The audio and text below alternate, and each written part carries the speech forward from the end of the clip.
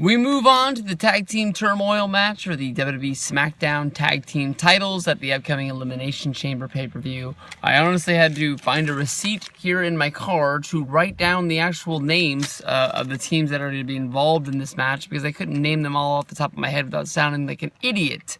But of course, American Alpha is going to be coming in with Gable and Jordan, defending the championships in this. We're going to be having Rhino and Slater. We're going to be having the Usos. We're going to be having the Fashion Police, the Vaudevillains, and the Ascension, clearing this out. Normally in past Tag Team Turmoils, of course, with this having 1, 2, 3, 4, 5, 6, you can't have, well, I guess you could have 4 teams on the outside. That'd be like it would be a Texas tornado.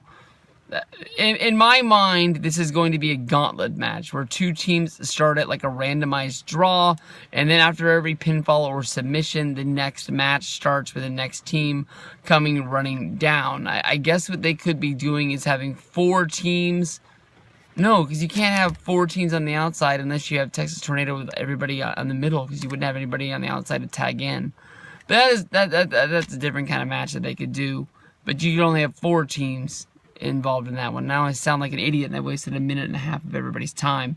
American Alpha, really strong team, really fun to watch. Been a really big fan of these guys for, since they've been involved in WWE. The first time I ever saw Gable wrestle, he actually wrestled a jobber match on NXT, and he really caught my eye. I said that he might be a little bit small, but he looked really fun getting his ass kicked and looked like somebody that I really wanted to follow. And a lot of the, not the bigger stars, we never saw Kevin Owens come in and wrestle a jobber match, but, Kevin Owens wrestled his first match, when Kevin Owens came in and had his debut match, he wrestled against that hippie-loving dude.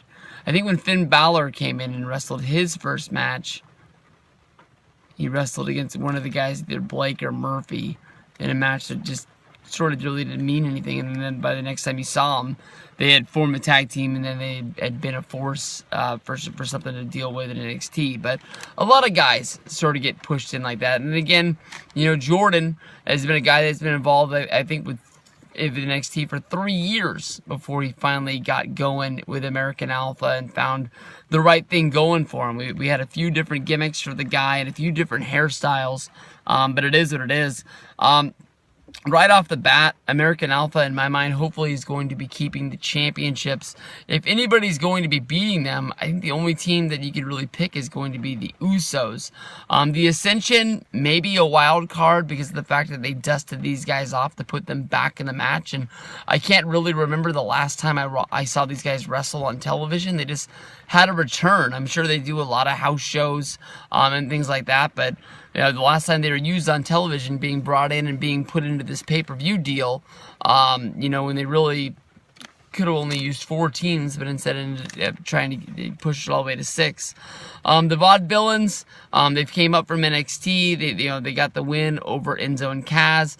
Except for that, I really can't think of any other big wins that these guys have had. The Fashion Police, Breeze and Fandango, what I've seen from these guys wrestling on SmackDown, they're always very fun. They're always very entertaining. I would love to see these guys wrestle on a house show because I'm sure that they just tear it up. Both really good wrestlers, both very entertaining.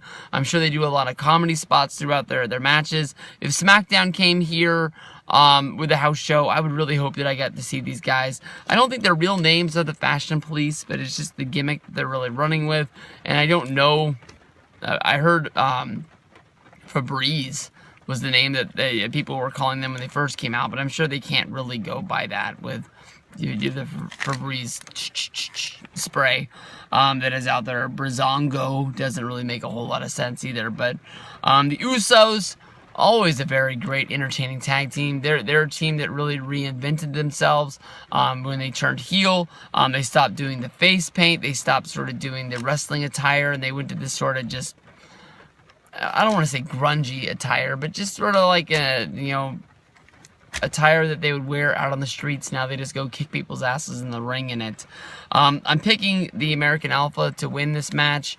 I'm guessing that more than likely they're going to be involved in the pre-show match at WrestleMania next.